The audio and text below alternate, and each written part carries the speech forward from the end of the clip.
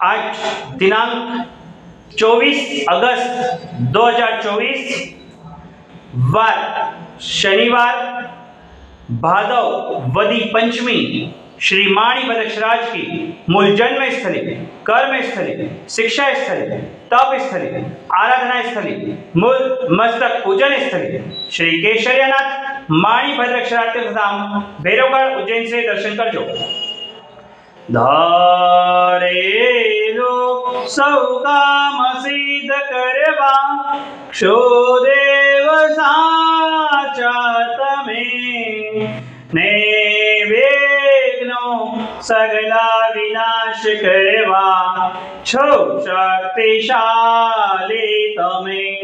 सेवे जे चरणो खरार हृदयથી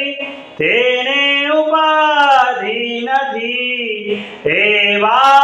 શ્રી મણિભદ્ર દેવ તમને વંદો ઘણા ભાવથી દેવા સુખ સમસ્ત જનને જે છે સદા જાગતા સેવાના કરનાર ના પલકમાં कष्टो बधा कापता सिद्धि सर्व मले अने भय टले आपे सदा सन्मति एवा श्री मणिभद्र देव नमता आनंद थाए आनंद थाए ओम सियाऊसा नमः श्री मणिभद्रदीशतो मम सदा सर्वकार्येषु सिद्धिं। हे तपालक्षण